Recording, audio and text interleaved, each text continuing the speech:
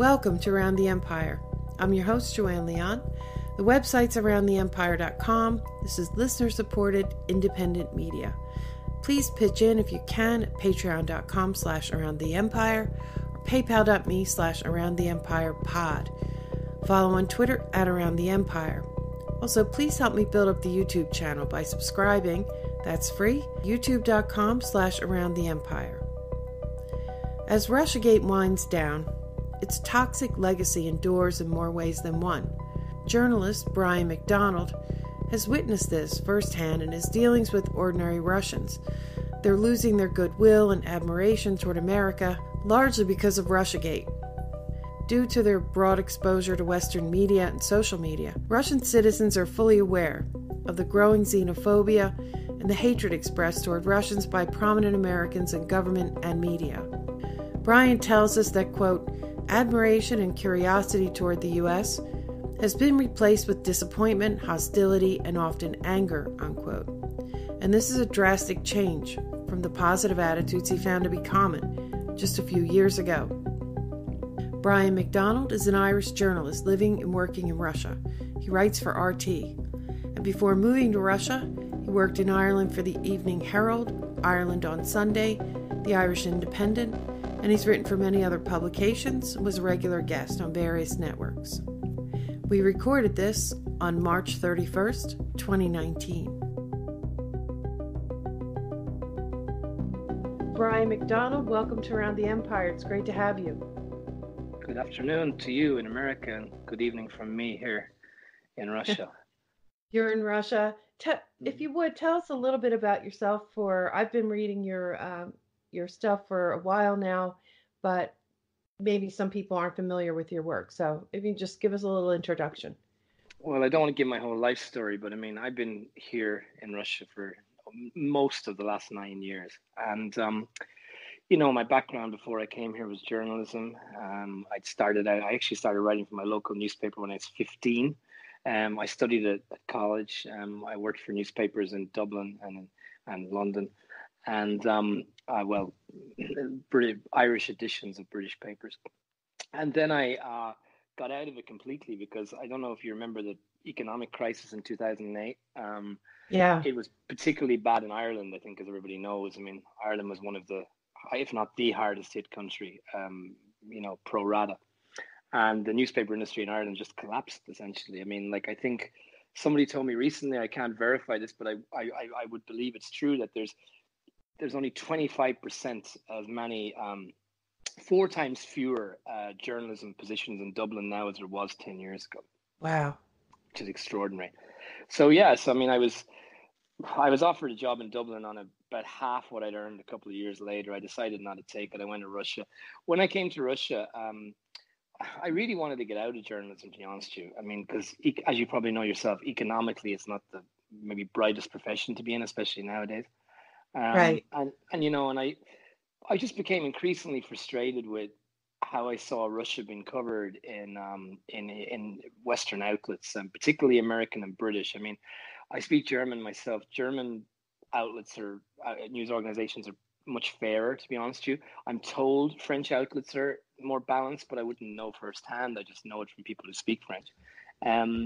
But the British and American coverage of Russia is absolutely appalling, And in the beginning, I didn't really understand why. And, I was over in the east of Russia for the first couple of years, and I didn't get it. But as time has passed, I've come to realize why. I mean, it's mainly just, people being cynical, to be honest with you. It's not even that, it's just that there's a lack of qualified or properly trained journalists here in Russia. That goes down to, cutbacks over the years to foreign bureaus. I mean, as you know yourself, very few newspapers operate foreign bureaus now. And if they do, they try to, we would say in Ireland, yellow packet. I guess in America, Walmart it, pay low wages. And Exactly. No fixed contracts, for example, or very rarely can you get them. So it's become a kind of thing where, the news desks back home and wherever it is, New York or London or Washington, they demand a certain spin on coverage of Russia, and the journalists who are left here working are basically providing it, with a few exceptions, and And then there's the background of them as well. I mean, my background is very different from what you usually get here. I come from a lower middle class stroke working class background in Ireland. I've always had to work, I never had anyone to sponsor me. And I mean, the thing about it is that, I started working when I was 15. And most of the guys on the beat in Moscow, if they're British, they've been to Oxford or Cambridge, Oxbridge. If they're American, they've come from the Ivy League. Because they have money behind them, they've been able to sustain themselves for a couple of years while they built themselves up in Moscow on low incomes. That's not an option for me. I mean, I had to work, and that's probably the main reason why I started working for writing for RT, because there's more reasons than that. But one of the reasons is that I just wouldn't be able to work for free, and I was going to join the Moscow Times at one stage as a writer, but they wanted me to write for free, and I can't afford to do that. And whereas RT paid, not huge money, but enough to kind of, So I got involved with RT. Another reason why I got involved with RT was because you obviously, with the Ukrainian election today, it's back in the news. I take it you remember the goings on there in 2013 and 14. I do. I do. So at the time, I was actually back in Ireland for the best part of a year when that was going on. And, because I'd been in Russia for the 3 years previously, I had feelings on it. I wrote an article for an Irish newspaper, which they commissioned and didn't publish, for which I was told that it sounded like Putin himself had written it. Oh, great. And because it went against the, narrative. This was around November of 2013 when it just kicked off. It went against the prevailing narrative propaganda, that was out there. But everything I wrote in the article happened. I mean, I still have it. I wrote that it was probably going to lead to a civil war. I wrote that it would probably destroy the Ukrainian economy. I wrote that Ukraine is not a united country. It's a country, well, less so nowadays, but at the time, it was a country with two orbits. I mean, the east of the country leaned towards Russia, the west of the country leaned towards the European Union. Obviously, there was no single solution for that problem.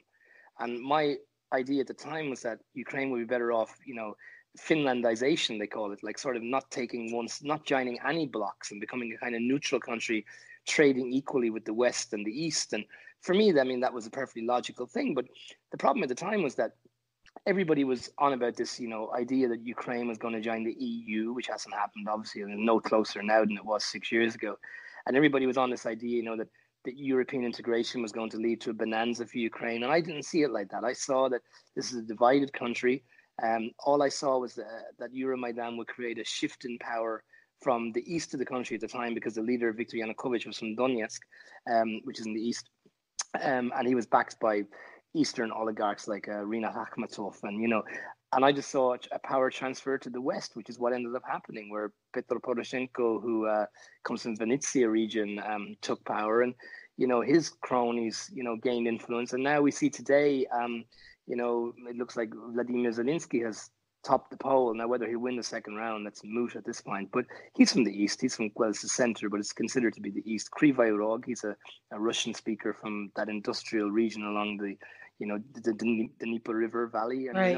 But I mean, the point is that I was writing stuff at the time. I was trying to get it published. I couldn't get it published. I mean, they didn't. I sent stuff to Politico and BuzzFeed, and none of them wanted to publish it. I mean, BuzzFeed, where Ben Smith was kind enough to at least give me a rejection letter, and but an RT eventually the following year, it just came so bad that I wrote something about Ukraine, and RT published it. I think it was in May or June. I've been writing for them since, and what I like about them is that they don't censor me. In almost 6 years now, 5 years, sorry, almost 5 years, they have never rejected an article I've written, and they've never imposed an edit in any way on me. I mean, and I've never had to withdraw anything from them either. So I find them easy to deal with in that way. I'm quite happy to write for them. I do a lot of radio work back in Ireland, and I was on British radio last week and stuff, but they're my primary outlet, and it suits me because for the first time in my professional life, I'm not being censored. Yeah, I've heard that from other people who work for RT and Sputnik, that in no way are they directed to follow a particular narrative or write about a particular subject. And Yeah, and well, I mean, that, certainly, like, I mean, editors at RT have suggested topics I should write about. That's normal in any organization. But what I find about it, it's within my power to accept or reject those offers. They're not imposed on me. I mean, that's every organization does that, by the way. But a lot of organizations will not allow you to reject, a topic they impose. But I've just found with RT that they basically let me write whatever I want, and that's it. I mean, for example, I know we can get into that later on, but I mean, like, I'll give you an example. Last year, I felt very strongly that Alexei Navalny should be allowed to run in the Russian general election, presidential election. And I feel that, the fact that the legal cases against him are kind of spurious at best. And I mean, I went to the editors at RT and said, look, I really want to write an article that Navalny should be allowed to run. And there was no objection whatsoever. And that's interesting. that runs contrary to the idea that it's under the control of the Kremlin and you can't criticize what the Kremlin does, or blah, blah. I mean, I've criticized the Kremlin frequently in RT. I've even written in RT that I'm not a Vladimir Putin supporter many times. Yeah, And so it's they're just a not lot of rejecting the dissenting voices then. no. I mean, I'm not a Vladimir Putin supporter at all. I mean, in fact, my political outlook would be, because of my background, would be I would be more lean towards socialist parties. And I mean, Russia is the most unequal of all the old G8 economies when it was a member of the G8. It's the most unequal. Um, I always count Russia as part of the West, to be honest with you, because it is Europe. It's the most unequal Western big economy. And I find that abhorrent. I mean, I really, that's not my belief at all. So I mean, if I was a Russian voter, I'd probably vote for someone left leaning. Like maybe the last election, I would have voted for Pavel Grudinin, the communist candidate, for example.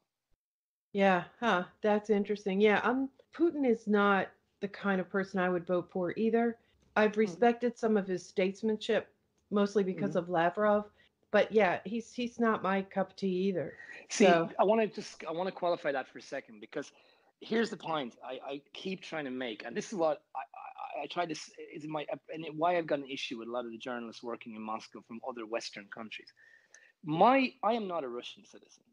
It is not my business who Russians elect, and the fact is that Vladimir Putin enjoys overwhelming support in Russia. Now, I know Russians who detest him. I know Russians that would much prefer if he was out of office. But the fact is that the vast majority of Russians I know do support Vladimir Putin. That is a fact. And that's reflected in the election results and the polling that you see in Russia. I'm talking about people from all swaths of society. I'm talking about rich people, poor people, young people, old people. The vast majority support Putin. It's kind of amazing because it runs across age groups. Whereas, for example, if you go to America, you probably find that younger voters tend to favor the Democrats and older voters the Republicans. Is that right? yeah, that's roughly Right. true. Yeah. That does not happen in Russia. The support level for Putin is almost the same amongst young people I know as it is amongst older people I know. There's no major difference. But the point I'm trying to make is that I'm an Irish citizen. I'm primarily writing for a Russian outlet, but I am not Russian. It is not my business to decide who they elect as their leaders or or what system they choose to operate politically. And that's where I think a lot of the Western journalists in Russia go wrong. They take it personally. Yeah. The line between activism and journalism doesn't exist. I mean, I remember being in college and being told by my teacher that the job of a journalist is to be a human camera, which is to report what you see or the mood where you are. They don't do that. They take their own personal prejudices into it. They want Russia to be more liberal, or they want Russia to be, more pro-Western. But that's not the job of the journalist. The job of a journalist, especially in a foreign country, is to report what they see and to give analysis as according to what they see, not what they want to see or not what they want, what they actually see. And that's where it all goes wrong. I mean, that's why the standard of Western coverage of Russia is so poor. And like back to the Putin thing again, as I just clearly outlined, I would not vote for him, but I can't vote for him because I'm not Russian. So my job is not to interfere. My job is to, explain. Yeah, but I appreciate that you're setting out your point of view too, so that, when I talk to you, when people listen to you, they can adjust for that in their head. Okay, so I understand his perspective, but it's important that you just pointed out that the most important thing for you is to report what you see. So I Yeah. appreciate that a lot. And there are, over here, as you know, because you were in Ireland, it was nearly impossible to find another narrative other than the dictated narrative, which is what happens now. That's not confined to America. It's the very same in Ireland, in the United Kingdom, in any of the English-speaking Western countries. Yeah, yeah. In fact, since, let's say, since 9/11, um, the journalism in Britain, for example, The Guardian, let's say, I mean, it's changed drastically. I used to Mm. go to them for a more balanced perspective. I can't get that anymore.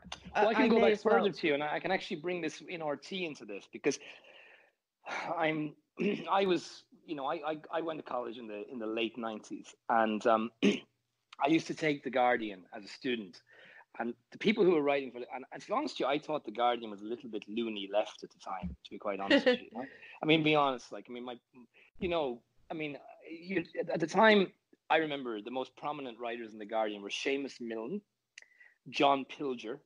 They were the two real main guys at the time in the Guardian, and both of them are no longer allowed. Well, Milne, of course, is left, but Pilger is no longer. The Guardian will no longer publish him.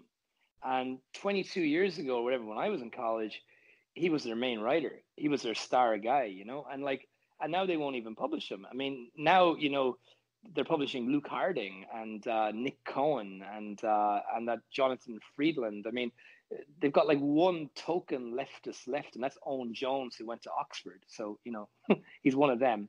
I think, Yeah, but I even mean, even you know, he's yeah, yeah. I'm not always but I in mean, agreement with him either. I haven't got statistics on this, but all I will say is that as far as I can see, 70 or 80% of the Guardian columnists are from Oxbridge, which are like, only two, Oxford and Cambridge, which are only two universities in Britain. There must be more than 100 universities in Britain. I mean, so Yeah. they're like, there are two universities out of at least, there's probably about 150 universities in the United Kingdom, if not even more. But I would say 70, 80% of the Guardian's columnists are from those two universities. And that's a worldview. I mean, that's a worldview. I mean, whereas if you look at guys like Pilger, I mean, Pilger, I don't think went to college at all. I think he started out as an apprentice trainee journalist in Australia in the 60s. Yeah, that's probably why it rubs me the wrong way too. Like at that time period, I was a white collar corporate America type person, but I grew up in a blue collar union family, so Mm-hmm. I I think I have a different perspective. And then I fell on hard times. So now I Mm-hmm. understand what it's like to really struggle. But yeah, so after 9/11, here you could I was so clueless at that point that I was just wondering, why would someone attack us? And I was trying to Mm-hmm. get the answer to that question. And boy, did I get an answer to that question. But I didn't get it in the American media. Not till later things started to shift a little bit. But the point I'm trying to make is that I used to be able to get more perspective from the British media, and I can no longer do that. So I Well, like totally understand what you're as I was saying. trying to outline to you, I mean, John Pilger writes for RT now. I mean, the point is that a lot of the people that you would have associated with the Guardian and the British leftist outlets years ago, like former London Mayor Ken Livingstone, George Galloway, John Pilger, Afshan Ratanzi, who used to be with the Guardian and Channel 4. A lot of those people are now working for RT because what's happened in Britain is that these alternative views have been just squeezed to such a degree that they have no choice. I mean, RT is the only platform they have, and I mean, if RT was closed down for some reason, or the Russians decided to no longer sponsor a channel of that nature, these people would just have no outlet at all. That's unfortunate. Yeah, you can find some things that are very useful in blogs, but one of the things you'll find in the pro-Russian blogs that are written in English is that they're much more emotional and much more, they almost idolize Putin. I And think the problem with the blogger sphere about Russia, and this counts for both the pro-Russian and the anti-Russian.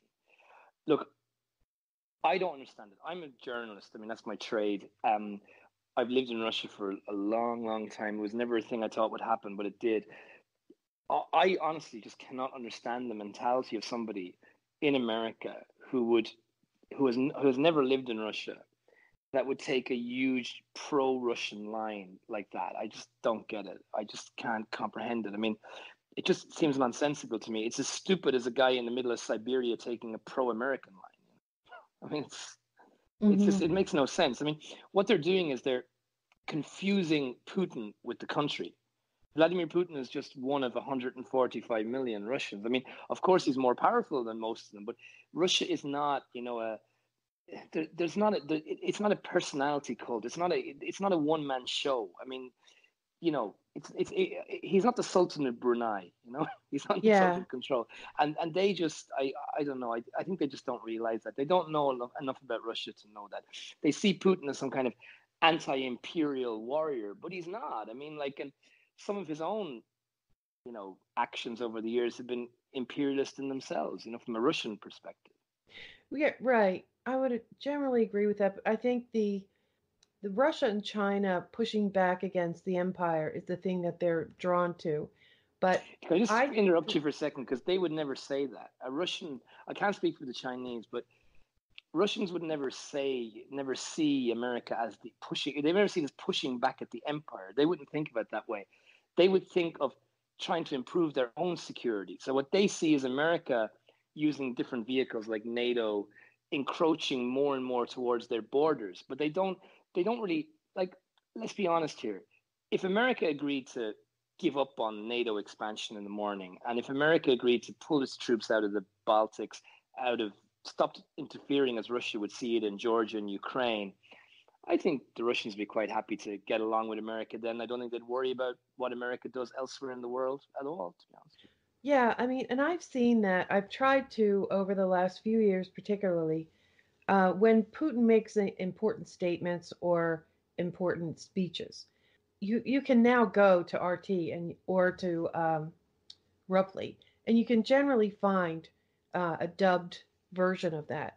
And if you invest the time and listen to what he actually says, it's much more valuable than relying on some quotes in the American media. He is frequently misquoted. In fact, that's what really annoys me. There's hardly a week that goes by that I have to correct somebody prominent American. I don't have to, but I feel I should. I mean, a prominent American official or analyst for misquoting something that Putin has said, to be honest with you. It becomes tiresome. And what makes it even worse is that you're talking about RT dubbing it. I mean, the Kremlin publishes usually within a couple of hours. Transcripts. English language transcripts of everything Putin says, basically. I mean, you can check it, it's with a Google search. That's true. And I find that their military is a little bit more straightforward too. They seem to be much more focused on details and facts. But it's because they got different aims, you see. I mean, at the end of the day, the American military, I'm not a military expert at all now, Joanne, but as far as I see it, the American military is sort of built, as you would say, to maintain an empire. I mean, to have bases all over the world. I mean, how many countries are you guys in? I don't know, something. It could be 1,000. I think we can. There isn't 1,000 countries in the world. I mean, actual bases. Countries. But I think you got a military presence in about 120 or 30 countries. Yeah, I would. Something like that. I'm not exactly sure how many countries. I just know that you got a lot 1,000 bases. Yeah, I mean, almost everywhere. Okay. When I'm saying military presence, I mean I might be only talking about 2 or 3 officers or something. But the point is, you've got about 1,000 bases. Off the top of my head, I think Russia's got 2 outside the Soviet Union, and they're both in Syria. I think it may have a refueling place in Vietnam. It used to have, I think, for ships to dock or whatever. But that's about it. So Russia's military is just a different kettle of fish, Joanne. Russia's military is a defensive military primarily, and understandably, I mean, you can see why.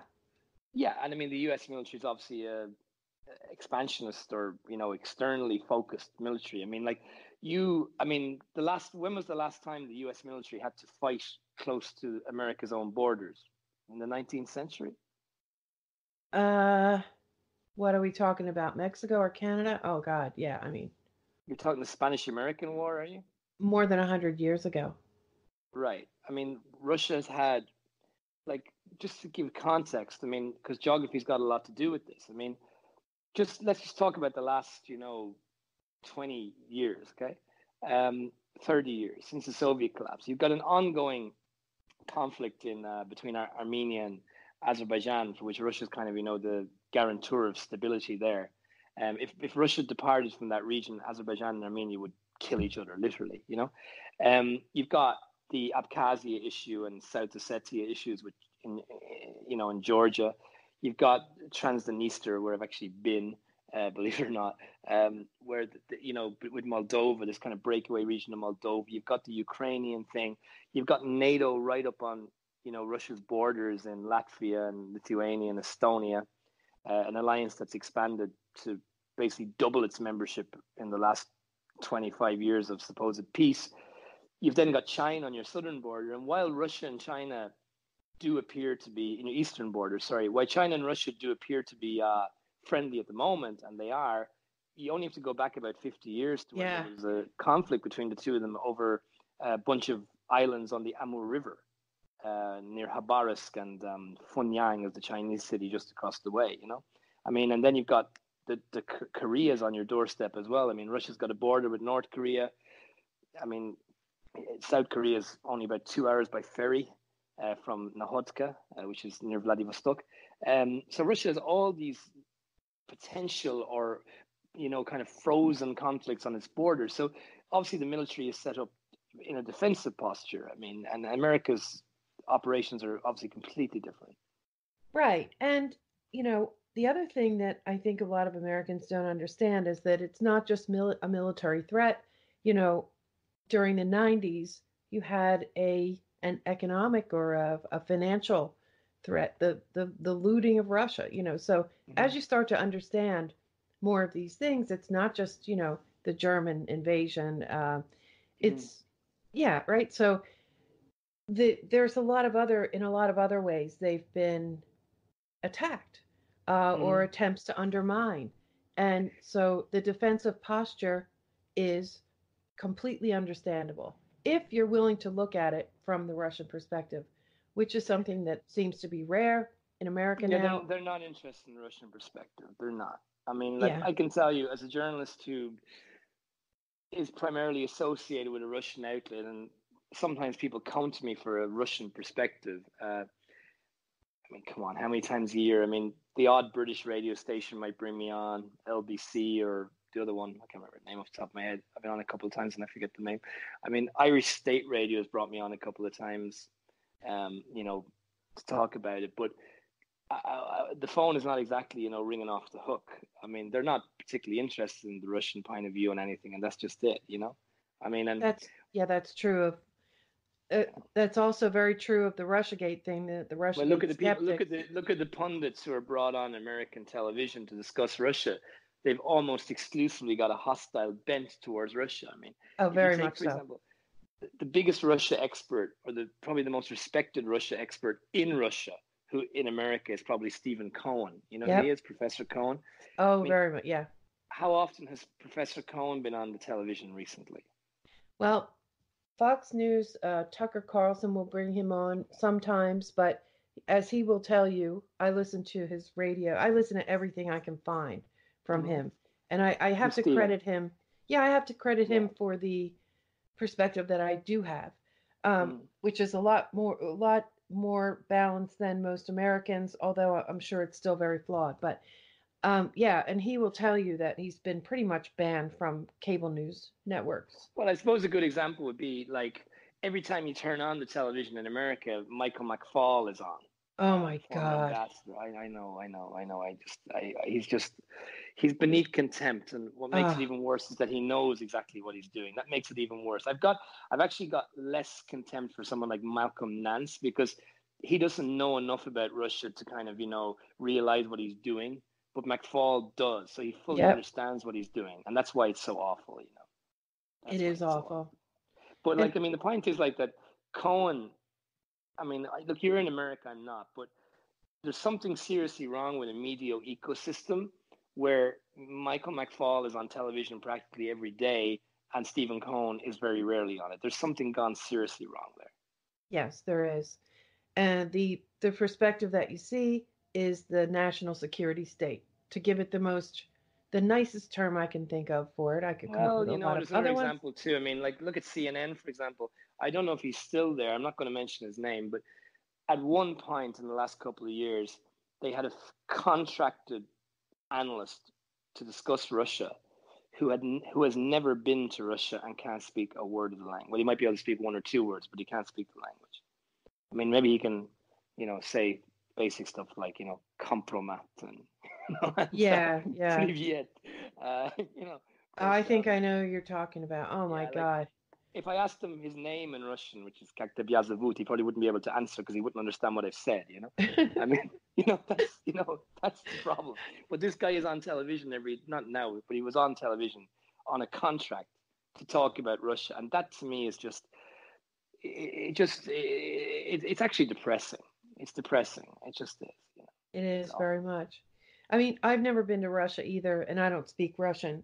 So, But you're not but pretending that you no, I'm not. do. And I'm generally reaching out to people who I think can give me the kind of perspective, share their experiences, things like that. So, um, I'm not going to not talk about it at all because I've never been to Russia, Uh-huh. but I am going to rely on. I'm going to try to look at both sides or all sides, if you will. So, but Yeah, I well, this forgot is to. another problem as well that you have a lot of people in America. I used to find it amusing, but now I just find it depressing. You have a lot of people who posit themselves to be Russia experts in America, and don't have much. Many of them have actually never been to the country, and there's a couple of them that maybe have been here, once or something. It's as preposterous as you, Joanne, proclaiming yourself to be an expert on, let's say, Slovenia, for example, Yeah. or maybe you've been there. I don't know. I'm just No, I guessing. haven't. I have, but yeah, I mean, or let's say I've never been to, let's say I've never been to India, and it's as preposterous as me claiming to be an expert on India.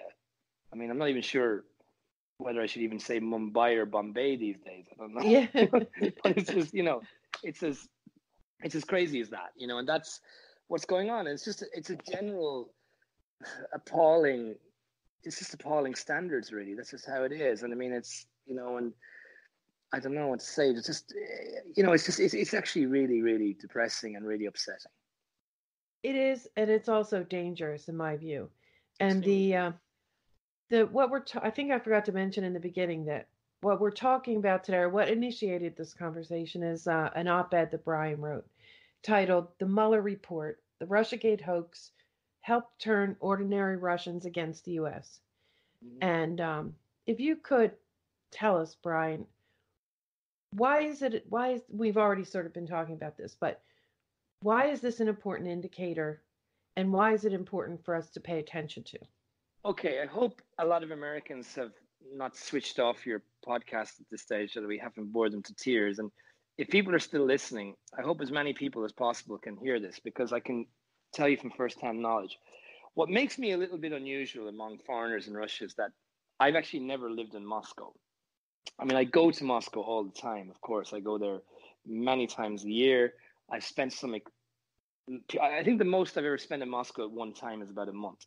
So when Well, I you came to live in Russia, the south, this in the south, in Sochi. southern Yeah, part, yeah, out in yeah. the middle, or No, closer it's in the to south, right in the south, near the Black Sea. near the Black And Sea. Okay. yeah, so I've lived in three cities in Russia. I've lived in Khabarovsk, which was the capital of the Far East when I was there, and is now it's Vladivostok. They moved it a few months ago. And I lived in Krasnodar, which is also in the south. It's the capital of Krasnodarsky Krai, which is a very large region. It's like kind of a sort of Russian version of Texas, down south. Ah, uh-huh. Um, and I think it's the third most populous region in the country after Moscow and Leningrad Oblast or St. Petersburg. And and Sochi. So my perspective is radically different to Americans or British or Irish who would have been based in Moscow. I would understand provincial Russia more than metropolitan Russia. That's great, actually, I think. Well, so in an American context, it's like if I was the U.S. correspondent, let's say, of an Irish newspaper, and I didn't live in New York, but instead I lived in, say, for example, Dallas, and let's say Houston, and let's just say San Francisco, okay, for example, Mm-hmm. So I'd have a totally different perspective, obviously, to somebody who'd been in New York or Jersey or whatever have you. But so what I found in the provinces was that when I came to Russia first, I was very surprised, actually, because, I found a lot of goodwill towards America, really a lot of goodwill. And there was an American man I knew. He was a teacher, an English teacher in Habarovsk, a very nice guy. I won't name him just for the purpose of this. But he was very popular locally. I know he's gone back to America since. He was very, very popular locally. People really liked him. They liked to ask him questions about America. I'd often meet him for a beer and a chat. And, and generally people I met, they were very open towards America. They were very positive about America. They wanted to visit there. I used to even meet people sometimes would ask me, how do I move to America? I mean, I wouldn't know. I mean, they're asking the wrong person, but they assumed that I would know just because I was a foreigner from an English-speaking country. And it was just incredible. I mean, there was a real sort of interest in American music and American movies and American culture. You might be surprised at this, but a lot of people in Russia liked Barack Obama. They really did. Some people have said to me, I wish Obama was our president instead of Putin, for example. Well, Putin wasn't president then. Sorry, it was Medvedev, Right. So just trying to paint a picture here. There was a lot of goodwill towards America. And I'm telling you right now, there was hardly a week went by that somebody would not ask me about maybe going to America to study, or would I know how to do it or go about it. And, there was even there was an American consulate in Vladivostok, and they used to give talks there in a library. The library in Habarovsk had an American corner where I used to go there myself because they would give you like Time magazine or Newsweek or The Economist. I know The Economist is British, but they used to have it there, and they have books in English. And that was all probably sponsored by the US government somehow. And they would have talks there. I mean, people from the embassy in Moscow and the consulate in Vladivostok would come, and huge crowds would turn up to the talks. I mean, hundreds of people, just to talk about America in English. And that went on at the time. And unfortunately, Russiagate has killed all that. And I'm telling you right now that nobody in the last 2 years, not one person that I know in Russia or have come across in Russia has ever asked me about moving to America, studying in America, or I don't even know people. I don't even know of anybody going there recently. I mean, people I knew used to go there all the time. They don't really go there anymore. They go to Asia or other parts of Europe. And that is largely down to, well, Russiagate's not the only factor, but it's the main factor. It's the xenophobia that's out there right now in America towards Russians, and the almost bordering on hatred that you get on the television and radio. I mean, like, things are said about Russians that would never be allowed to be said about Jewish people or African people or Asian people. There'd be outrage. I mean, some of the stuff I'm talking about, yeah? I do. I agree with you too, and it has really bothered me. Clapper saying that Russians were genetically sort of programmed, to deceive and, and la la. I mean, imagine if someone said that about Jewish people. I know. Or Chinese people. I mean, or African people. There would be absolute outrage about it. And the person would never be allowed. Well, he wouldn't be allowed in the airways. I mean, he's on the airways all the time, Clapper. He wouldn't be allowed in the airways. He'd be outcast as a racist. But it seems to be okay to say it about Russians because I guess they're mostly white. I mean, they're 85 to 90% white, and they're Christian, most of them. I mean, obviously there's a big Muslim population too, about 10% that a lot of people don't know about, by the way. But, they're primarily of Christian heritage and white. And it seems to be okay to say things about Russians that you wouldn't say about anybody else. And the thing is, the Russians know about this, Joanne, because first of all, this is how they know, okay? Contrary to what the American media will tell you, Russia is not some kind of closed dictatorship. Well, it's not even a dictatorship, but it's not a closed country. And the internet is open. And basically, you can access the New York Times, the Washington Post, or any of that stuff. And, you might say, oh, yeah, but Russians wouldn't speak English well enough to understand that. But you're wrong about that because for two reasons. First of all, even though only, I suppose, about 10% of Russians can speak English well, most of them understand it. And I've been caught out over the years now. I've been caught out now saying things in English to people. Well, I don't do it now, but when I came first, I'd say things in English to people thinking the Russians around me didn't understand, and they understood all right. They mightn't be able to speak. They're a bit like kind of, it's a bit like, like a doggy to a degree. They can kind of understand, but they can't express themselves, if you know what I mean, Yeah. a lot of them. And, and the other thing as well is that, believe it or not, now Americans might find this hilarious, but the Russian government actually technically funds a thing called Insomi, which is what they do is they translate English language, or well, not just English, French, German, Japanese articles, Western media articles for the Russian audience, so they can read them for themselves. And Yeah, they that actually, surprised me when you included that in your article about how the Western media information's coming through unfiltered.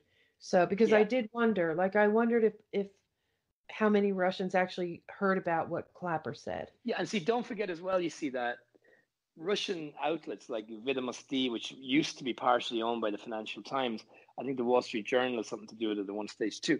Um, Russian outlets like Vedomosti or Kommersant, they are using the exact same international wires that American or French newspapers are using. They're using Reuters, they're using the AFP, the Associated Press, Hmm. and they are basically operating in the exact same, information sphere.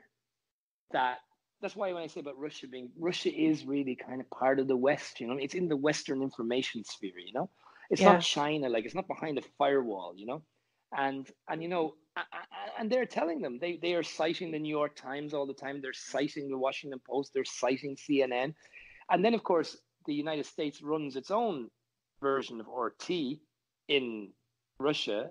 They run Svoboda, which is part of Radio Free Europe, Liberty.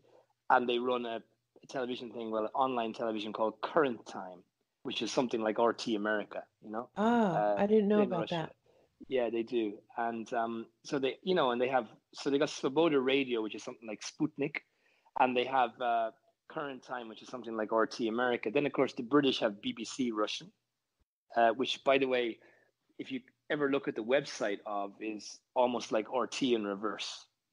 It's like Yeah. basically RT in reverse. I mean, the headline, um, and then you've got Deutsche Welle, which is the German state broadcaster. They run a Russian service. You've got France 24, which is the French equivalent of, and then of course you've got Voice of America. I forgot about them.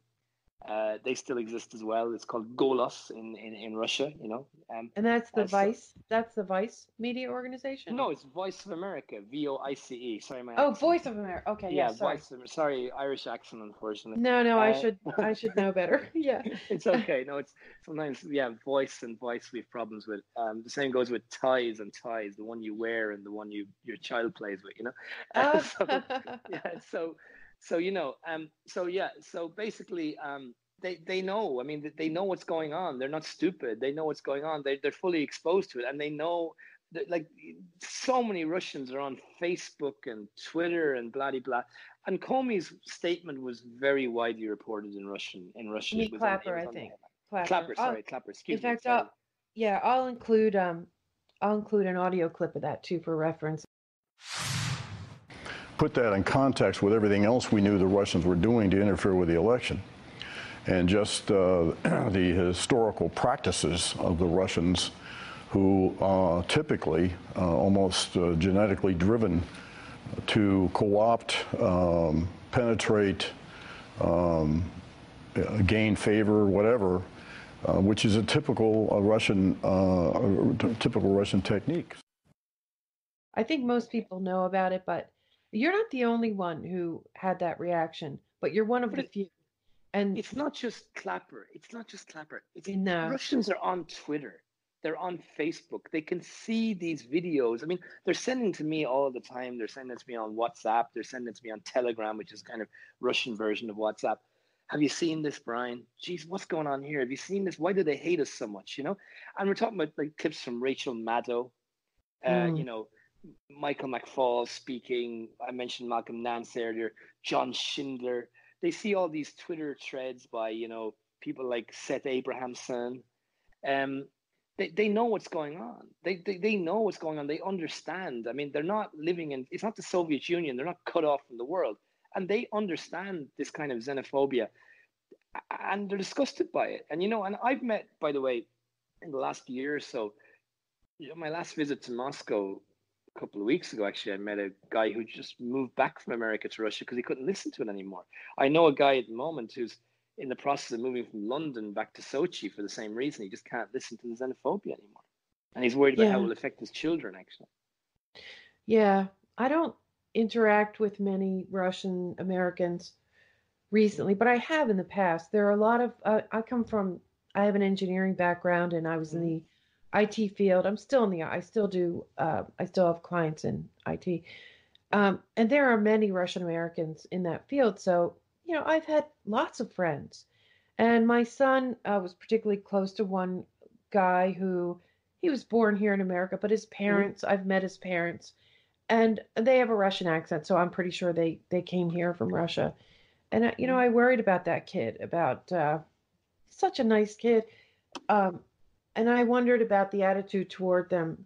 And Well, I mean, Russian names are quite distinctive, obviously. I mean, obviously, if you're called Dmitry or Vladimir or Sergei, it's very clear where you came from, And, you know, I've heard stories about that too. Yeah. I mean, I've heard of xenophobia. I've heard of, it affecting people professionally in careers. I mean, I know some Silicon Valley firms at the moment are kind of afraid of hiring Russians. I mean, that's widely known inside Russia. And it's very, very sad. I mean, I'm also look at the kind of, I don't know if you know the computer software company Kaspersky, yeah? yeah, I have their software, in fact. Well, I mean, My they've had a, computer guy told me it was the best one, so he installed it on yeah, my, but yeah. there's been a vilification campaign against I do know Kaspersky. that. Yeah, I've Well, actually I'm thinking that eventually I'm not going to be able to use it. I'm going to have to switch. But well, there you go. How unpatriotic of you, Joanne. I know. Hey, that's what Buy my American. hardware guy said. This is the best one. Buy this one. So I did. Doesn't So You don't need the best. You need the most American. You know that. Uh, yeah, well, I guess I've always been a little rebellious, so that'll Look, get me another in thing as trouble. well. I want to say this point, and you can. I mean, I know you're supposed to be kind of interviewing me, but I'm going to interview you for a second. I'm not American. I'm not Russian. I'm in the middle here. I'm a neutral Irishman, and in my lifetime, it just seems to me that there has to be a bad guy in America. It's like your country cannot exist without a bad guy or an enemy, a perceived enemy. Because when Yep. I was a kid, the enemy was the Soviet Union. I remember Ronald Reagan calling it an evil empire and, blah. And then after the Soviets became the good guys for a while, this focus switched to Saddam Hussein. He was the bad guy.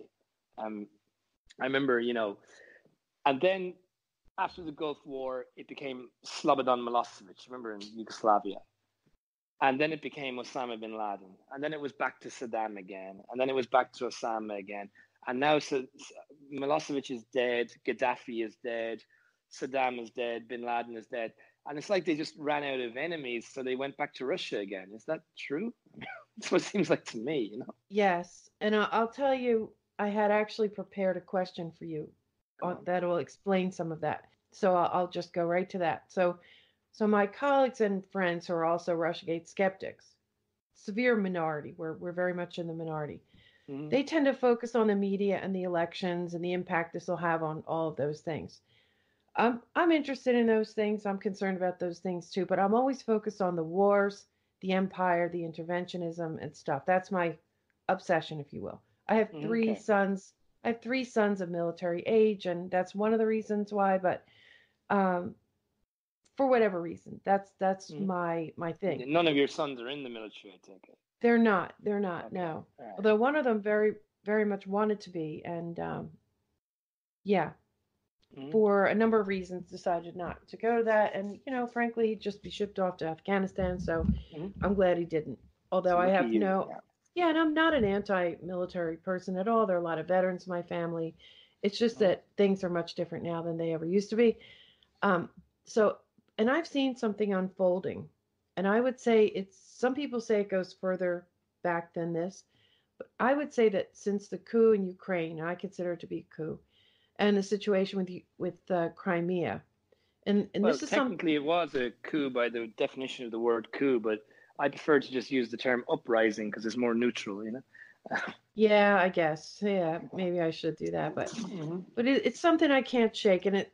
No, fair enough. You're entitled to your views. I mean, by technically speaking, it had all the hallmarks of a coup, so you're not technically incorrect. It's just that I tend to find it less, kind of, it gets people less angry when you just say uprising.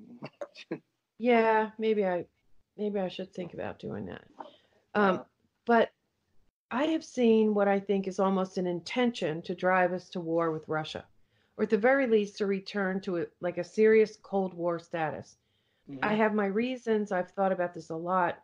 I think it's a complicated reason why we're doing this. One of them is definitely the need for an enemy, because you can't justify $1 trillion a year in military spending, which Right. is, there's a very large and influential faction in our country who is almost solely focused on that, on making sure that a giant chunk of our money is going to go toward military and intelligence and so on.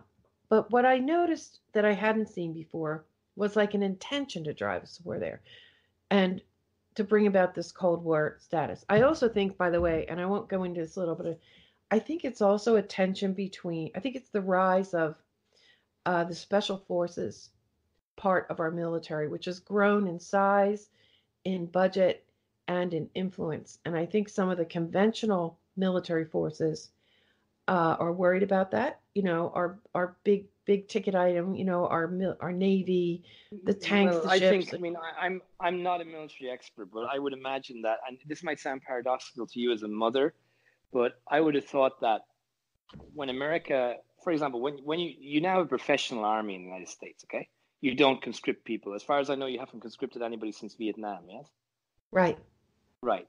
I actually think that might be a bad thing because, when you had Vietnam, because you were conscripting from all parts of society, middle Yeah. class, upper class, that's what led to a lot of resistance to Vietnam and a lot of resistance to empire building and a lot of resistance to war because it was Yep. affecting families everywhere. Now it only really affects the poor because are That's the right. lower income brackets because they're the ones whose kids go to the army. I mean, nobody whose parents are on the Forbes 100 list are going to join the military. And Yeah, and that's how very many much true. how many kids in Brooklyn are going to join the military? You know, I Yeah, mean, very few. there are statistics on that too, and Colonel Lawrence Okay, well, Wilkerson talks about how that many? a lot. What percentage of Ivy League graduates will go on to serve in the military? I mean, something approaching zero. Right, and the fact is that 99% of the people who get you into these conflicts probably have been to Ivy League schools, Yep, and I would. certainly Yeah, 90% of the people, pundits in the media space who are advocating for war all the times and operating inside the think tank racket, they've been to Ivy League school. So yeah. the There's problem is that you have a disconnect, you see, because the people who are creating the conditions for conflict are not the people that will be expected to go and fight in those conflicts. very much so.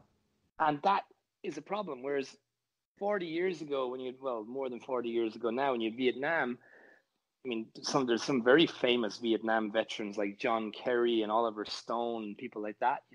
They were Yep. from that doesn't exist anymore. You will never get an Iraq or Afghanistan war veteran who will, run for president or be of the profile of Kerry, like a Secretary of State, or will win what has Oliver Stone won? 3 or 4 Oscars? I mean, Yeah, we that's do just have one though. We have Tulsi Gabbard, who is okay. There's one. Okay, she's a National Army National Guard veteran who served some tours. but So she's a rare exception. yeah, she is. Yeah, and by the way, as you know, she's been totally cast off by the mainstream. They don't want to know about her. Yes, she has, Right, there you and go. and outright attacked. Yeah. So what I wanted to say about that was that, that is dangerous. But I would also make a point as well that I don't think war between America and Russia is possible. Because the simple fact is that war between Russia and America means the end of the world, basically, because of their nuclear position. What is possible is proxy war, like you've had in Syria, like you basically have in Ukraine, like you may, God forbid you won't, but you may have in Venezuela down the line. That's what's possible. I don't think there's any possibility, to be honest, of a direct conflict between the United States and Russia. I I think just that don't. I have always believed that, and I think a lot of people always believe that. But we do have extremist factions in this Yeah, but what would country. be the point? What would be the point? I mean, even if there were no nuclear weapons involved, the Well, US would not be able to hold Russia, and Russia would not be able to hold the US just for it pure is it is a geographical reasons. it is a crazy idea.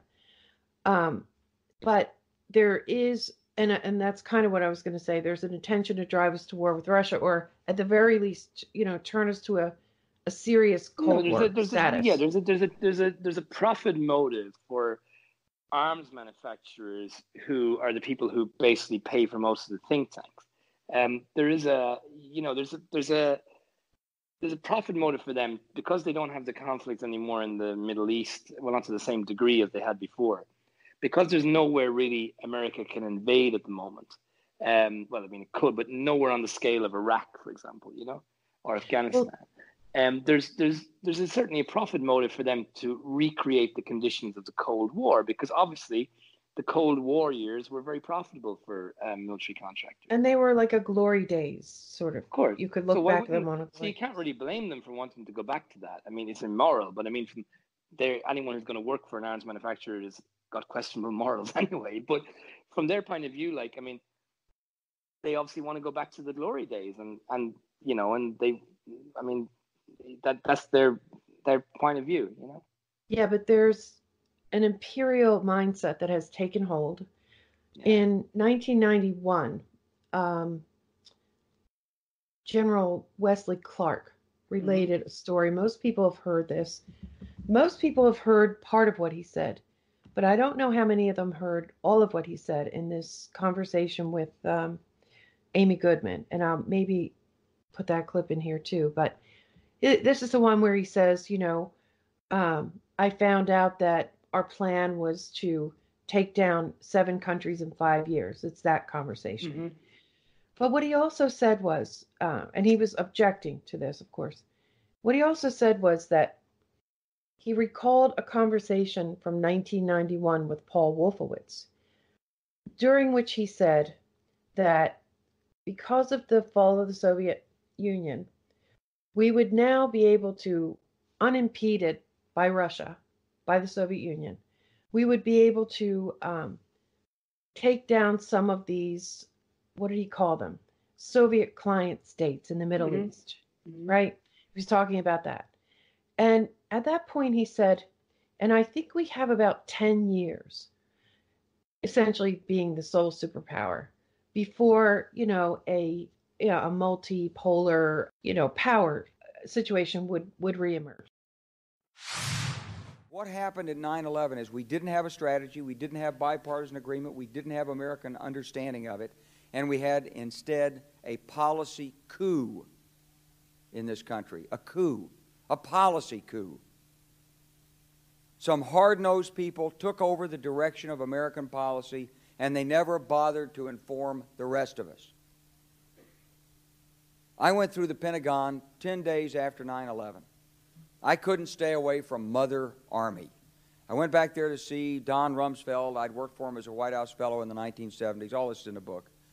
And I said, am I doing okay on CNN? He said, yeah, fine. He said, I'm thinking about it. He says, I read your book. And he said, this is a book that talks about the Kosovo campaign. And he said, I just want to tell you, he said, nobody's going to tell us where or when we can bomb. Nobody. He said, I'm thinking of calling this a floating coalition. What do you think about that? I said, well, sir, thanks for reading my book. And, he said, thanks, that's all the time I've got. Really? And I went downstairs. I was leaving the Pentagon, and an officer from the Joint Staff called me into his office and said, I want you to know, he said, sir, we're going to attack Iraq. And I said, why? He said, we don't know. He said, I said, well, did they tie Saddam to 9/11? He said, no. He said, but I guess they don't know what to do about terrorism, and so they think, but they can attack states, and they want to look strong, and so I guess they think if they take down a state, it will intimidate the terrorists. And it's like that old saying. He said, if the only tool you have is a hammer, then every problem has to be a nail. Well, I walked out of there pretty upset. And then we attacked Afghanistan. I was pretty happy about that. We should have. And then I came back to the Pentagon about 6 weeks later. I saw the same officer. I said, why haven't we attacked Iraq? We still going to attack Iraq? He said, oh, sir. He says, it's worse than that. He said, he pulled up a piece of paper off his desk. He said, I just got this memo from the Secretary of Defense's office. It says we're going to attack and destroy the governments in 7 countries in 5 years. We're going to start with Iraq, and then we're going to move to Syria, Lebanon, Libya, Somalia, Sudan, and Iran. I said, 7 countries in 5 years. I said, is that a classified memo? He said, yes, sir. I said, well, don't show it to me. He was about to show it to me. He said, because I want to talk about it. And I sat on this information for a long time, for about 6 or 8 months. I was so stunned by this, I couldn't begin to talk about it. And I couldn't believe it would really be true, but that's actually what happened. These people took control of the policy in the United States. And I realized then, it came back to me, a 1991 meeting I had with Paul Wolfowitz. You know, in 2001, he was Deputy Secretary of Defense, but in 1991, he was the Undersecretary of Defense for Policy. It's the number 3 position in the Pentagon. And I had gone to see him when I was a 1-star general. I was commanding the National Training Center. I had met him one time. He said, if you ever get to Washington, come look me up. They always say that. Well, I was there in Washington. It was a Friday afternoon. I'd visited Colin Powell. He'd given me 5 minutes of his precious time and sent me on my way, and I was bored in the Pentagon, and I thought, I'll just go, who can I see? I think I'll see Wolfowitz. So I called, and up there, he was available. Scooter Libby came to the door. I met Scooter for the first time, and he brought me in, and I said to Paul, I said, and this is 1991, I said, Mr. Secretary, you must be pretty happy with the performance of the troops in Desert Storm. And he said, well, yeah, he said, but not really. He said, because the truth is we should have gotten rid of Saddam Hussein, and we didn't. And this was just after the Shia uprising in March of 91, which we had provoked, and then we kept our troops on the sidelines and didn't intervene. And he said, but one thing we did learn, he said, we learned that we can use our military in the region, in the Middle East, and the Soviets won't stop us. He said, and we've got about 5 or 10 years to clean up those old Soviet client regimes, Syria, Iran, Iraq, before the next great superpower comes on to challenge us. Wrong. You had about 20, which Yeah, turned out to be 20. And I think during that time, the sole superpower status created the imperial mindset. And also, once they had that power. But America is still the sole superpower. Russia is not a superpower. Right, that's true. Russia is. You could argue that Russia is close to being a military superpower, but it's not an economic power. It's not a, well, technologically in some areas it is, but not broadly speaking. I mean, it has nothing like the IT and robotic technology of what China and the United States have. Yeah, I think that during our Middle East adventures, I think that Russia and China were able to kind of sit back and observe and find vulnerabilities and, I have to be and quite things honest like with that. you, Joanne. I don't think Russia was in a position to really observe at the time. I think Russia was trying to get out of its own hole that it was in. I also think, by the way, that this might disappoint a lot of the anti-imperial left in America and right for that matter, but people who see Putin as some kind of, anti-imperial crusader. A lot of the reasons for Russian pushback against the United States, as I said at the outset, they're from Russia's own, defensive point of view. Yeah, it's always a defensive posture. Yeah. But it's not like Putin does not have an ideological desire. It's not. But I shouldn't be mentioning Putin because it's not only Putin who makes these decisions. There's people around him like Sergei Shoigu, as defense minister. There's his, like Patrushev, his all these intelligence and military guys, around him, in Russia. So it's not just Putin, solely. So the Russian security elite, we should say, they're looking at this. So, for example, it all goes back to the first Orange Revolution, as it was called in Ukraine, 16 years ago, and it goes back to the Georgia and the relentless desire of NATO, reiterated last week by Stoltenberg, by the way, the Secretary General, that they want to bring Georgia into the alliance. Now, Russia sees that as opening the pathway to American bases on its southern border. I mean, Sochi is about 3 kilometers from Abkhazia, which is recognized by not even 3, sorry, 1 kilometer from Abkhazia, which is recognized by most of the world as still being part of Georgia, although Russia recognized it as an independent state. Even if you accept that Abkhazia is an independent country, that means the Georgian border is only about 70 or 80 kilometers from Sochi, which is about 50 miles, 40 miles, and that obviously that discomforts the Russians, the idea that America, the US, NATO could have a base so close to their southern borders. And that's why they don't want it. And the same goes with Ukraine. I mean, they see it as an operation by the United States using NATO and the EU to wrest Ukraine out of its sphere of influence. And of course, Yeah, I mean, this should be obvious, right? Everyone should be able to understand why. Many of your listeners would not be aware that Kyiv is considered to be the mother of Russian cities. So Kyiv in Russian minds has a dual role. It's the capital of independent Ukraine, and it's also the historic birthplace of the Russian state, which began as the Kievan Rus back in 1,000 years ago, So there's that. And then there's the fact that you've got, talk at the moment about a US military base in Poland, which the Polish have proposed will be called Fort Trump. I'm sure you know about that. I heard about that. Yeah. Now, that is obviously seen as an aggressive suggestion by the Russians to bring American troops. A lot of listeners probably would not be aware as well that there's a small Russian exclave called Kaliningrad, which borders North Poland. Yeah, very important.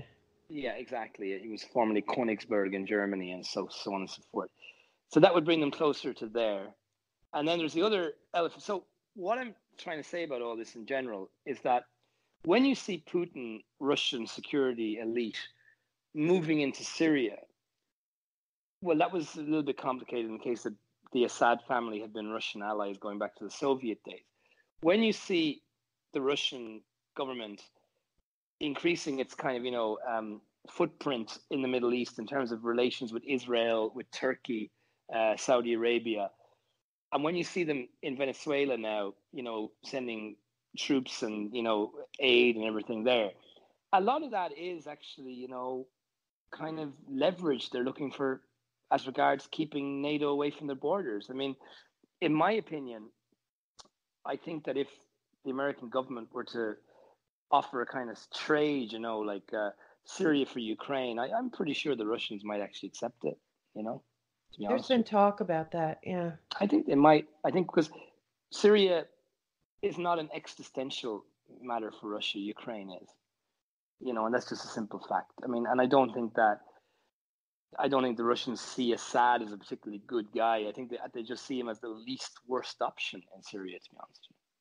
I've always thought that there was another factor in Syria, and that was that, I believe I read this in analysis somewhere, that the other thing that Russia is concerned about is their reputation as a reliable ally.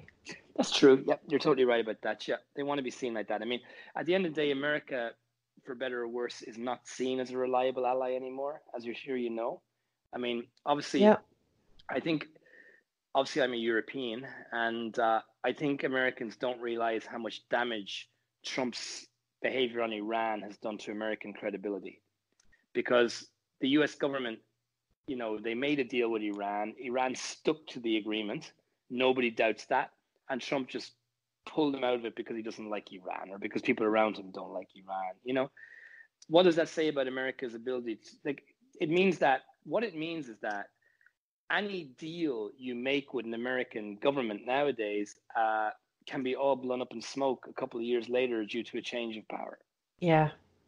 And the Russians want to show that their alliances and their treaties and whatever and their guarantees, are more substantive and used to be, they've had problems with that in the past, from what I understand.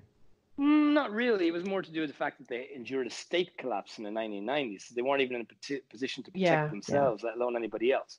But I think they want to show that, maybe for other countries, it's in their interest to ensure that Russia doesn't have a state collapse again, because Russia can be there when you need them, Yeah. I mean, like, you take the Saudis, for example. In the 1980s, the Saudis conspired with America to suffocate the oil price, which caused tremendous economic damage to the Soviet Union. A lot of people, more qualified than me in economics, believe that it was one of the, if not the primary reason why the country collapsed, It was a twofer. especially. It also hurt Venezuela, but Well, there you go. And I mean, the point is that you don't see Saudi Arabia doing something like that now. And what Russia's been very careful to do is that they're trying to keep good relations with everybody. I mean, if you look at their posture in the Middle East, they've got good relations with Turkey, they've got good relations with Iran, they've got good relations with Israel, and they've got good relations with Saudi Arabia. They're the four key power brokers yeah, and in it the seems region. impossible to do, but yeah, they Well, they've somehow they done it. have.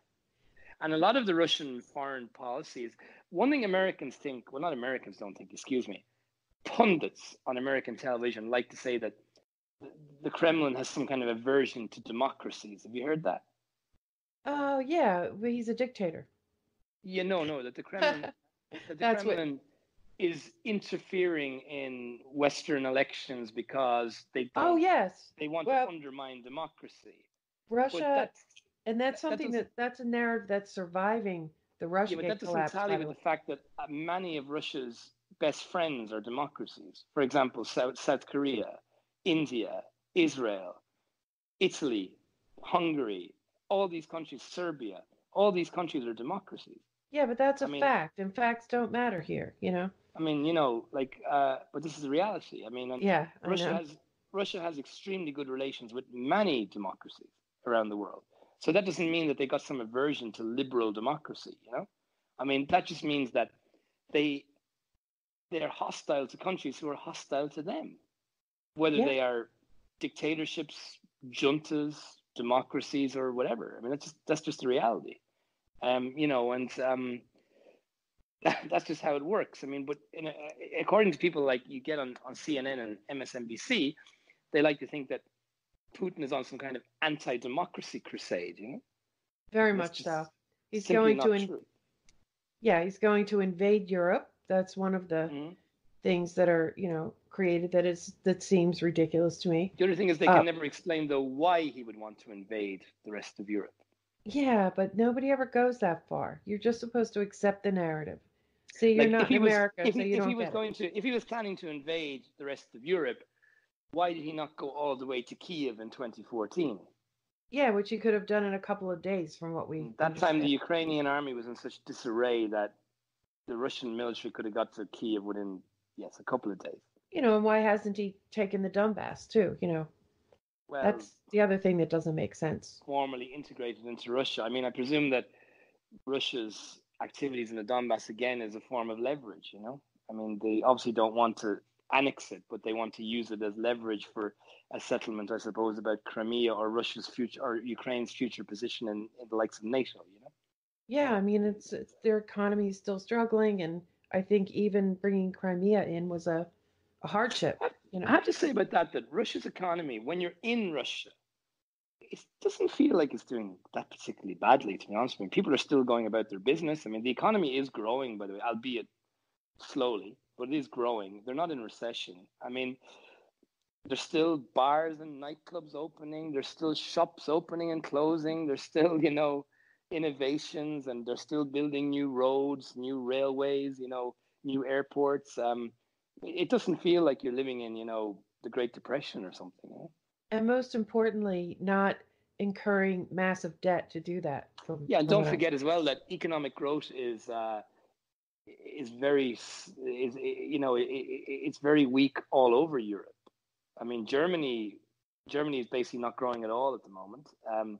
Italy is going nowhere fast. Britain is going nowhere fast. I mean, so Russia's not exactly an outlier in the European context. from what I'm told, it's the problem with is that we look at everything in terms of dollars, and Mm. Russia's de-dollarizing. So, it Well, depends actually, on it's what. interesting. It's very interesting you said this because this is a great example. You probably people would know that. So when I came to Russia first, the Russian ruble was around 30 to the dollar. So it was around, you got about 30 rubles for $1, meaning that the average salary at the time where I was in Khabarovsk was about 35,000 rubles a month, which was about, between a 10. thousand and $1,000 and $1,300. Now that might seem very low to an American, but you have to realize that the cost of basic living in Russia is dramatically lower than in the United States. For example, heating and electricity is almost free by American standards. I mean, my own monthly bill, even in winter, is about $50. What does it Um, cost to rent like a nice two-bedroom apartment? it depends on which city, obviously. I mean, if you want to talk about Krasnodar, for example, a nice two-bed apartment would probably cost you about rubles, maybe between $400 and $500 a month. Wow. So Yeah. like, but the cost of living, I mean, the cost of fuel is very low. The cost of basic utilities is very low compared to America. Russians are not, there is some kind of, socialized medicine. So people are not obliged to get health insurance like in America, obviously. If you present to the hospital, they won't charge you, um, you know, um, and so overall, I mean, the basic cost of living is considerably cheaper, and taxes are lower as well. The income tax rate is 13%. Mm-hmm. So what I'm trying to paint a picture here is that when it comes to the standard of living, of course, the standard of living is higher in America, but Russian wages do not reflect the standard because the cost base is lower than the United States. So every dollar obviously goes 2 or 3 times further in Russia, and Yeah. that's something that you have to take into account. But so what is true is that when you read these articles about the Russian economy, for example, you will see. Do you ever see when people write that, oh, Russia's only like its economy is only the same size as Italy's, for example? You ever read that? I have. Or Spain or something? That is true in raw dollar terms, in Mm-hmm. nominal US dollars. But when you measure it by purchasing power parity, which is obviously the most accurate measure, because it gives an indication of living standards, Russia is actually the sixth biggest economy in the world. It is almost neck and neck with Germany, which is fifth. And the Russian economy, measured by purchasing power, is about almost 2 times larger, or even more than 2 times larger than the Italian economy. I've never Because heard that before. it's a I'm fact. glad you brought that up. Anyone listening is welcome to go on Wikipedia right now and just check. They can just write into Google right now, GDP PPP, 6 letters. That's all, and it will give you the full list of countries by purchasing power parity. Because the simple fact is that your dollar in Russia goes 2 or 3 times further than your dollar in America. Well, obviously, you're not using dollars, you're using rubles, but you know what I mean? So, Mm-hmm. what I'm trying to say is that it is true to say that in the past 5 or 6 years, when measured in dollars, the average salary in Russia has declined, in dollar terms, slightly. But in ruble terms, the salaries have increased by about 50 or 60%. And the point is that Maria and Sergey in Russia, they're buying their bread, their milk, their petrol, gasoline, you would say. They're buying them in rubles. They're not buying them in dollars. They're not Yeah. buying imported chicken from America. They're buying chicken that's made in their own locality, or processed in their own locality. Obviously can't make chicken, you know what I mean?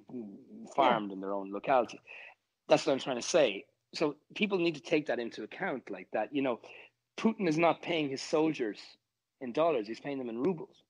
Yeah, and And you the can fact is, really see it in the cost of Russian military, their military budget. yeah, the Everyone military budget always, in raw dollars, their military budget's about 10 times lower than the U.S. budget, but their dollars, if you know what I mean, rubles, they go 2 or 3 times further than the American dollar. So when you measure by purchasing power parity, the gap is not as big. yeah, it's really important. In fact, maybe sometime we can explore that a little further because, It's something that's not discussed. I mean, when you see all nah, these guys on CNN, SBC, oh, like Russia's economy is only the same size as Italy's, but that's not true. By purchasing power parity, Russia's economy is about the same size as Germany's. Now, it's not a different kettle of fish. yeah, it sure is. Because And if it's I all, turn around to you and say, oh, their economy is only as big as Italy, oh, well, sure, Italy's nothing. But if I turn around to you and go, it's the same size as Germany, well, okay, well, Germany's a serious bit of business. I mean, that's, yeah, yeah, it also you know. explains why, as a competitor in the arms industry, which has hmm become, a staple of the American economy, it's why they're more of a threat. You Well, can, do you like most Americans? Do most Americans still consider Great Britain to be a relatively powerful country? Yes.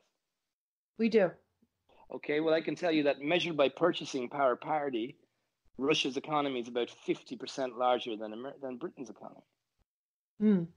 So there you go. It doesn't look so weak now, does it? Right. Well, and I mean, the animosity toward Russia, I would say, is equal now in Britain as it is here in America. Yeah, Maybe even well, that's the root of it. I don't know. almost a topic for another podcast because, Yeah, I like know. Well, there are a number of things we could get into. in the British context, Russia certainly brought quite a bit of it on themselves, so the animosity, I Okay. mean, Yeah. Let's definitely explore that later. we I'm can, but it's a completely different topic to Yeah, the American context. I mean, exactly. but yeah, look, getting back to the original point you brought up earlier, I mean, the sad thing about the fallout from Russiagate or Trump Russia or whatever you want to call it, or the Mueller investigation. Do Americans say Mueller or Mueller? They say both, and it drives me kind of crazy. In It's German, it's a Mueller. It's German name and it's Mueller. Yeah, and I think that's why people say Mueller, but it's generally pronounced Mueller here, or it has been. Muller's But actually a there are different name. It's actually a Dutch surname, but we won't get into that. maybe that's why. Maybe that's why people say Mueller. But um, Yeah, but he's okay. We'll call him whatever you want to call him. We'll call him Robert. Okay. so Robert's investigation into Russia, whatever you want to call it, the sad thing about it, like I said, is that when I came here years and years ago, almost a decade ago, America was a popular country. Americans were popular. They were well liked. Russians wanted to visit America. They wanted to understand America. And unfortunately, not only down to Russiagate, but that's been the main thing, down to other things as well, NATO expansion and sanctions and different things. Unfortunately, that's changed, and Americans are no longer as popular as they were in Russia. And I think in 20 years' time, I firmly believe that this is the biggest consequence of the whole hoax. In 20 years' time, people will actually look back and say that this nonsense drove a wedge between Russia and the United States and the West. And it caused the Russians to give up on the prospect of Western integration. Because don't forget that from 1991 until about 2011, Russia was firmly positioned to integrate with the West, to move towards the West. I mean, when I came here first, Dmitry Medvedev was the president, and he was seen as a pro-Western liberal. And he was absolutely, his priorities were good relations with the United States, with Germany, with so on, France. And unfortunately, as you know, from a Western perspective, unfortunately in that sense, Russia has moved closer to China in the last 5 or 6 years. And the Russians call it pivoting to Asia. And I actually believe that even if America right now changed its attitude to Russia and tried to welcome Russia back into the Western fold, for example, the G8 and other things like that, I'm not even sure the Russians would be interested. I think they've made a civilizational choice to move out of the Western sphere now and towards this kind of Eurasian ideal they have. And I don't think that's reversible anymore. I think that damage is done now. I think Russia has been lost to the West. Yeah, I see it too. And that saddens me, by the way. That saddens me because I'm a European and I see a greater Europe. I believe in a Europe from Lisbon to Vladivostok, as Gorbachev used to say. And unfortunately, I think that prospect is now gone. I don't think there can ever be united Europe now. I think that Russia is just no longer interested. And I don't think it's going to change under any leadership unless China does something to really upset the Russians, Yeah, I mean, as some people would say, we pushed Russia into the arms of China, which You push them too far, and you got to look at it from the Russian perspective too. China is the emerging superpower, and already has passed out America by purchasing power parity, and will probably pass them out in nominal GDP in the next couple of years. So why would you want to give up your opportunity to integrate with a friendly emerging superpower to go to such an effort to restore relations with a hostile declining superpower? Think yeah, about one it. who you just can't trust. You just don't Yes, know from yeah. precisely. Now, there is, of course, one qualification that Russia is a predominantly European Christian society, the same way the United States is a predominantly European Christian society, and they do have that in common, which they will never have in common with China. That is also true. Yeah, and from a very simplistic view, and I could be wrong, but the way I've always seen it is that there's a synergy. Like you have Russia has huge amounts of land, Mm-hmm. um, very few Resources. people, roughly. Yeah, large Well, amounts there's of land and resources. 145 million of them. I mean, you might think it's very few, but I come from an island with only 6.5 million people, so I think it's a lot. Well, I mean, I think I'm from New Jersey. We're the most densely populated I state know. in the country, right? So, in terms of, compared to land, a ratio. Yeah, Mm-hmm. yeah, you knew what I meant. I know what you mean. Although Moscow Yeah, is extremely densely populated, by the way. yeah. So you have that, particularly the east, the part that borders China, and then you have Yeah, China. the Far East. This will probably stagger some of your listeners. The Far Eastern region of Russia is bigger than Europe, and it has a population the same as Ireland. So I mean, it's just all kinds of potential just sitting there, and the there's six and a country. half. There's 6.5 million people in the Far East of Russia, which is bigger than Europe. Wow. And And Europe you has have, a population of about 700 or 800 million. and there's China, a very Mm-hmm. crowded country, a resource poor country. I mean, it's just like waiting to happen, right? No, it's not. No, it's not. That's a myth. That's been going. People have been saying that for years. There's no reason for China to annex the Russian Far East. And by the way, Russia's position as the biggest nuclear power in the world makes it impossible anyway. But even from the Chinese perspective, it would be stupid because why would they want to? If you look at migration inside China, Chinese people migrate south. Okay, they don't migrate north. And the fact is that they would find it very difficult to convince millions of Chinese. The climate is horrendous in the Russian Far East, by the way. It's like a huge version of Alaska, it's an awful climate. And, Mm.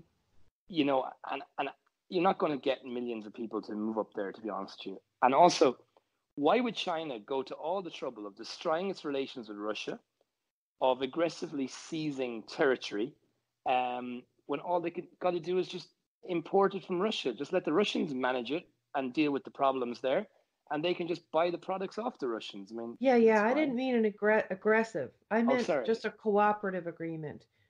Oh, It sorry. seems I to. misunderstood you. Sorry, I misunderstood you. No, Sorry. no, that's okay. And I Okay. could be just dead wrong here, but I thought that there was an effort to develop the area of Russia There is a bordering China. huge.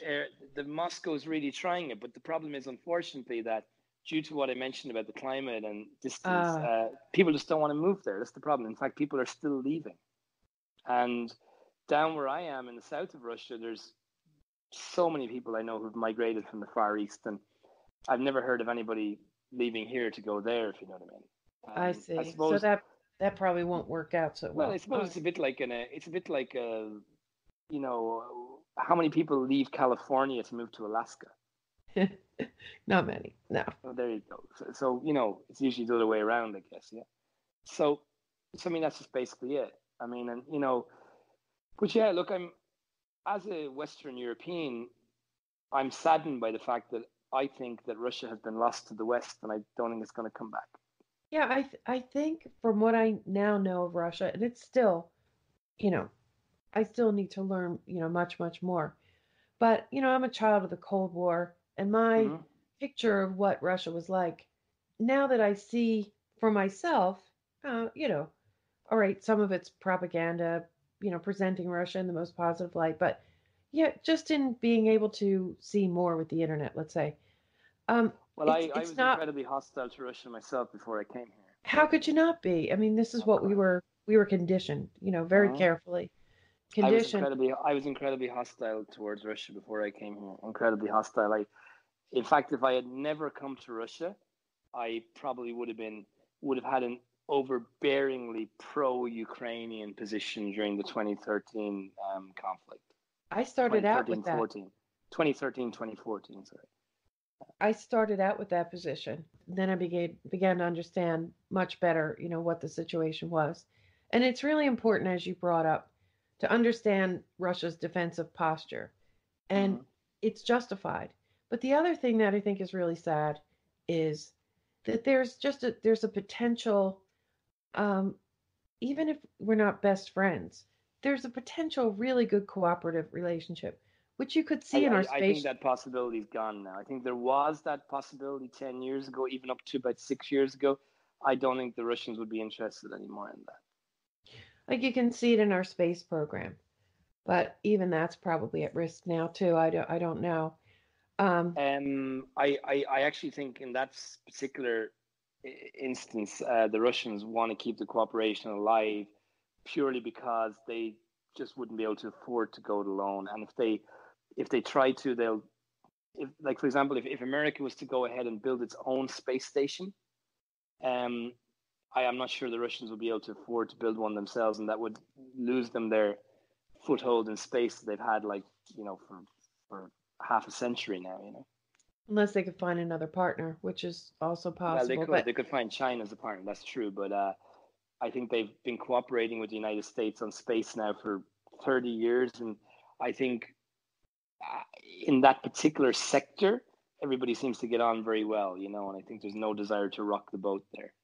yeah, and I think the potential's there for others. But I agree with you. And actually, what I think the It's Russians would like to do when it comes to space is I think they'd actually prefer if China and European Union came on board as well, and you had like a four-way thing, rather than competing with each other. I think that's what they would want. hmm I think that's going to happen. We'll A see if it more happens. Eurasian. I think more Eurasian cooperation. No, what I mean is they would like the United States, China, and Oh, I Russia and see. the EU all together. I mean, I think they would see space as a place that cooperation will be better than competition in space. So an exception to the rule, really. Yeah, I think they prefer almost to see space under a kind of United Nations mandate, kind of way. You would hope so. Well, I suppose their attitude would be like that. It's one particular sphere that pooling resources tends to work out better in. Yeah. So there's one last question, and that is we have a lot of military hawks here who don't represent the American point of view. We're, whether this is a surprise to you or not, I'm not sure, but there's a strong anti interventionist bent in America among the people. Mm-hmm. Among our leaders, that's another story. I mean, your current president was basically elected on a non-interventionist platform. Yep, exactly. So, what I wonder about is this hostility from America toward Russia, which is now the Russian population has clearly absorbed this or reacting to it. I mean, Russia has their hawks too. Are they going to be able to exploit this? Well, Russia has its hawks, that is very true, or they used to be known as hardliners in the Soviet days, as you probably recall. Mm-hmm. But you could actually argue that the Russian hardliners, hawks, are in the ascendancy already and have been for the last, half decade. I think it's a little bit different because the Russian hawks, they because Russia has a defensive posture, the hawks, their influence is a little bit different than in the States. I mean, what they can do in Russia is basically argue for more defense spending. And when I say defense, I mean defense. And they Mm-hmm. can argue maybe for more resources to be sent to operations in Syria or operations which could start in Venezuela. But it's a little bit different than in America. In America, the Hawks will advocate for war. They will advocate for, to maybe invade Iran or to, there was talk at one stage of a war with North Korea, as you probably remember, or they will, order, they will lobby for intervention in Venezuela, even of the military variation. That won't happen in Russia. You won't see hawks, advocating that, Russia should invade, for example, I don't know, Sri Lanka or whatever, or whatever have you, or Poland. What you will see, though, is hawks that would argue that Putin didn't go far enough in Ukraine, that maybe he should have tried to create this Nova Russia project, which would have Right. brought them all the way down into Odessa and Mariupol, from and tried to integrate these territories then, which were part of the Russian Empire, back into Russia itself. You would get that from hawks. You might get, people that think that maybe Russia should be more aggressive in what it would see as deterring NATO in the Baltics, for example. Right. Although, to be honest with you, nobody really talks about the Baltics in Russia. I mean, They don't have much interest in it, do they? They're not interested. I mean, the only people I hear talking about the Baltics are people in the West, to be honest. You never hear anybody in Russia talking about, taking over the Baltics or anything like that.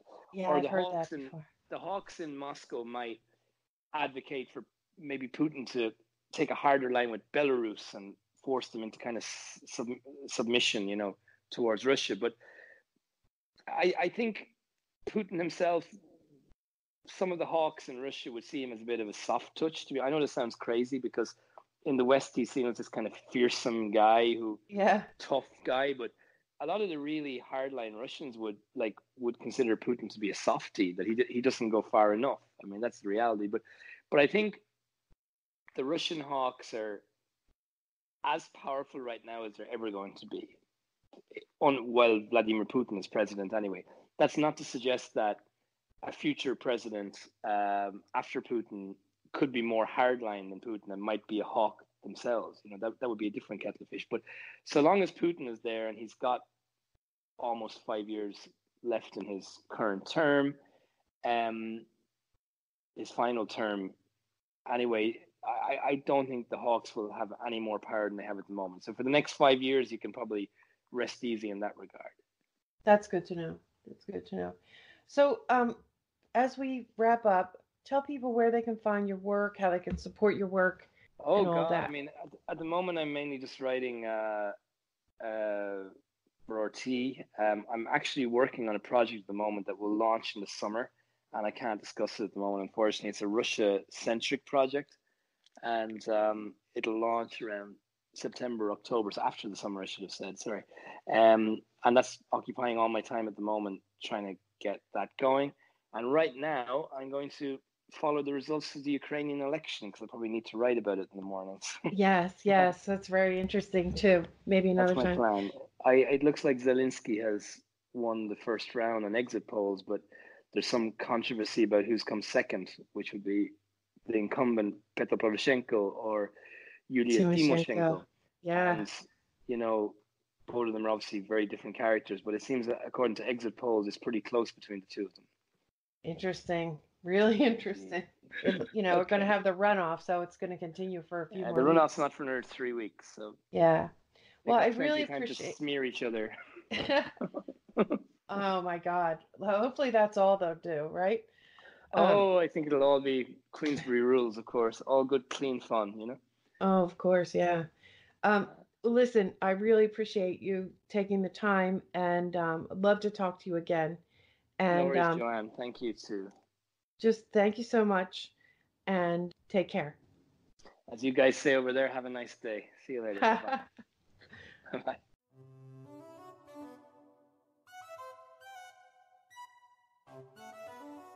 Thanks for listening. A special thanks to Bryan MacDonald. Follow Bryan on Twitter at 27KHV and find his work at RT. Around the Empire, listener-supported independent media. Pitch in if you can at Patreon, patreon.com/aroundtheempire, or paypal.me/aroundtheempirepod. And hey, I'd like to offer special thanks to our longtime patrons and to new patrons and contributors, and also to everyone who has messaged me with suggestions and feedback, kind words and encouragement. Really do make a difference. And I hope what we're doing here with this project is making a difference to a growing audience and bringing information and history, genuine and varied perspectives that are really important, especially during these interesting times. The audio podcast has been the main focus for Around the Empire and where we have the most traffic. There are many ways to listen to it. Find it and subscribe on your favorite podcast app, or listen to it on the website aroundtheempire.com, or on patreon.com/aroundtheempire, or on YouTube, youtube.com/aroundtheempire. If you're listening to this on YouTube, hit the thumbs up to like the video, leave me a comment, don't forget to subscribe. I'm working on new look, new kinds of content, some video live streams, mini docs, and such. And I'd really like your help to build up that YouTube channel. See you next time. Take care, everyone. Peace.